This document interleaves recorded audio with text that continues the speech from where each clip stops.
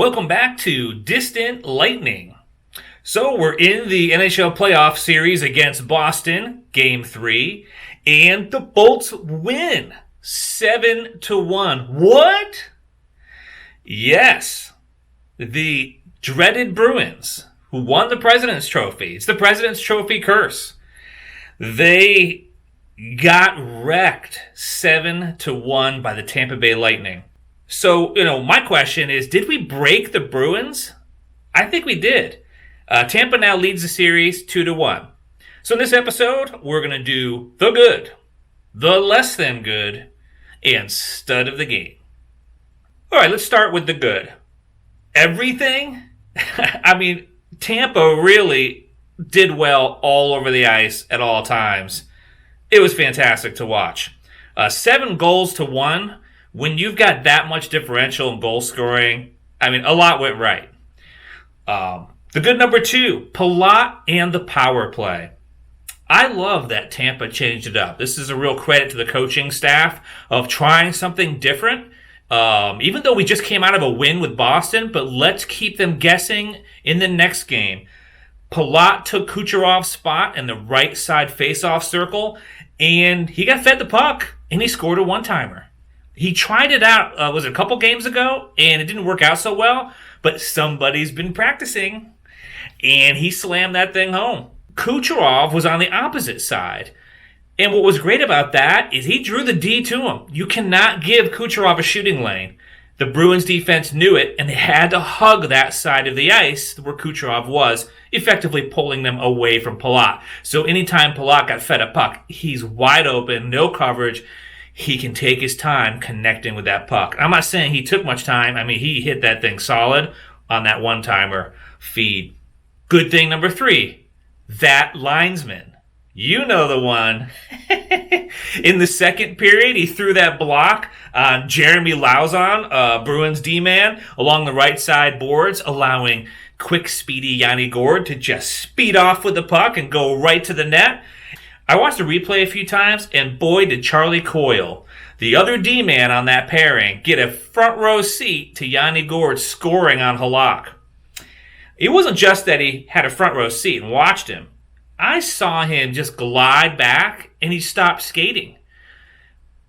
He had time and space to step it up and see that his partner was in trouble and at least dive, right? At least sprint forward and dive to pressure Gourde. Gourde, we've seen, doesn't shoot well under pressure. If he's forced to rush a shot, he misses a lot or hits the goalie's pads. But there was no pressure on Gourde, and Gourde dangled Halak. How long did he dangle for? He dangled until Halak was fully committed and doubled over in net, and he just shot it straight in the open net. No pressure by any other Bruin, and made it a real easy goal for Gourde. Number 4. Yanni Gourde, since we're talking about him. He had his moment alone with just him, the puck, and the goalie, and he scored. Fantastic moment for Yanni. It was a nice playoff highlight for him that he can save to his personal highlight reel. Honestly, this is going to be one of the all-time greatest, much like the Bogosian-Coleman connection the prior game. We're definitely going to be seeing this play again. And call it controversial or whatever, but nobody I was listening to called it controversial. It's just the linesman gets in the way sometimes. They try to get out of the way, and it was an unfortunate collision. This goal, though, by Yanni Gourde ended up really denting the Bruins' confidence, I noticed. They didn't stop playing, but I could tell, being down 2-0, I could see their spirit was waning a little bit, but they kept on playing.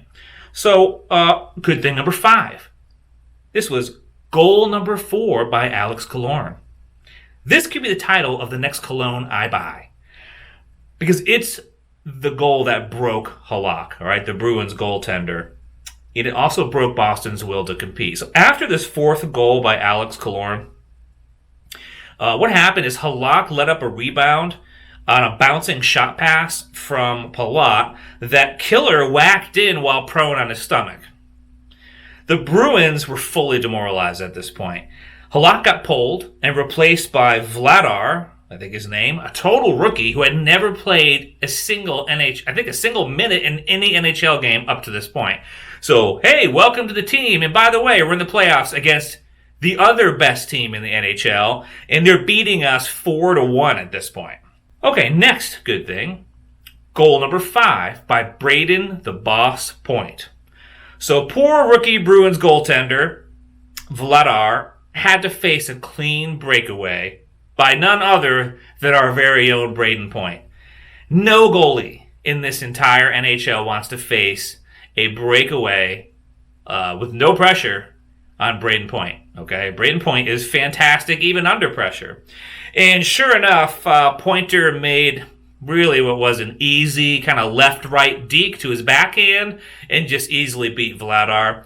If it was Vasilevskiy, I would have thought maybe that leg would have been kicked out and touched the pipe and prevented any kind of low shot. I did not see Vladar pull that off. But again, you can't really be too hard on a goalie. Goalies are expected to get scored on in a one-on-one scenario with a shooter. So it's, Vladar, you really can't blame him. You would wish a goalie would guess correctly and stop the shot. But it is Brayden Point, guys. Come on. So at this point, the Bruins were completely broken. After that Brayden Point goal, I believe it was Krug started a fight with Tyler Johnson on the other end of the ice. And it was clear to me that was the great indicator that the Bruins team they didn't want to go any further. They would love that game to end at that point. Goals 6 and 7 were simply a byproduct of a broken, dispirited Bruins team that just wanted the game to end. Our boys stopped celebrating goals after number 5, for what it's worth. You could really see the pity in their eyes. I knew they knew there was a rookie goaltender in net, and they were skating at will with the puck around the Bruins, who just made a token effort at that point. I did see, there were a couple of players in the Bruins that were still trying to move the puck and do some things on offense, but I would say in particular the Bruins defense, totally broken psychologically, and we're done. They didn't want to play anymore. Our boys also probably felt some empathy because, hey, guess who else has been humiliated in the playoffs? We were, just last year, in a 4-game sweep. So the Bruins, feeling this way after one game of getting broken, sure, they lost the prior game, but it was only one goal. But this one was a blowout. Come on, guys, get it together. So I was kind of like, damn, I'm watching these Bruins just lagging out there, looking totally broken, totally exhausted, and even I felt bad for a little bit. By the way, I was thinking about what to do for this particular episode. I have no love for the Bruins myself. And for a moment, I was considering just doing a loop of this for 8 to 10 minutes.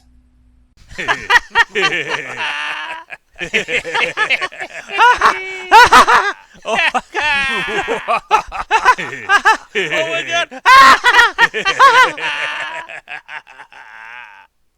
But then cooler heads prevailed, and I felt a little pity for the Bruins. They got blown out. Rookie goalie had to back up their main guy.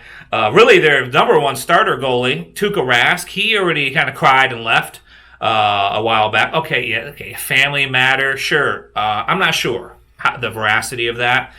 He made some nasty comments that this wasn't real playoffs. Sure, leave and take care of your family if that's the issue, but then don't go talk badly, slap in the face to his own teammates, who are here in the playoffs and are sacrificing a lot. All these players are sacrificing their real lives to be in this bubble. They're stuck in their hotel rooms. They're limited where they can go, what they can do. It's a recipe for excellent playoff hockey, in my opinion. They don't even have to travel to other cities. So we're seeing teams that are as rested as they can be, and we're probably seeing better hockey than we normally would. So to call these not real playoffs is the exact opposite, I think, of what we're all seeing in these games. Okay, let's move on to the less than good. I know it's kind of hard to have this category considering yesterday's game, but let's just call out Marchand. He scored backdoor again. It's getting predictable, guys. This is his third goal from the same spot. He's always backdoor, usually on that right side. And it's not that he picks up the loose puck. No, he's getting a clean pass right on his blade, standing there open in the back door. I watched the replay, and what I saw was there was another Bruin, there was Bergeron, I think, was parked right in front. And that was it. Hedman had to choose his coverage, and he actually oscillated back and forth to try to cover them both. He did the best he could in the circumstances. But it is possible to stop that pass or get a stick on it. So all I would say is, listen, man, that's the one little gap I really noticed that Tampa can improve on. I mean, my only other comment on that is if we don't prevent it, Boston knows what to do every power play, and it's pretty much a guaranteed goal, right? And if we can't figure out how to prevent that, wouldn't every team do that, right? So anyway, there we go. All right, that's the only less than good thing I had. So let's move on to stud of the game. So for this game, honestly, I couldn't pick a single player that stood out above the others on the Lightning. Any of the goal scorers, any of the guys that set up the goal scorers, you could argue, played really, really well. I couldn't pick one. Everybody was fantastic. This game really demonstrated why Tampa is a Stanley Cup contender this year. And the odds makers in Vegas, I haven't looked, but I'm guessing, just a wild guess, these odds are moving in Tampa's favor. 52 penalty minutes were assessed. 39 of them went to Boston. And toward the end of the third period, there were a couple of majors, 10-minute majors handed out to Boston because the refs were tired of the Bruins crying and whining and griping. They didn't like their attitude. So anyway, it was a little crazy. As a spectator and a fan of hockey in general, I do hope the Bruins kind of pick themselves up and realize they do have a good team. They have good players.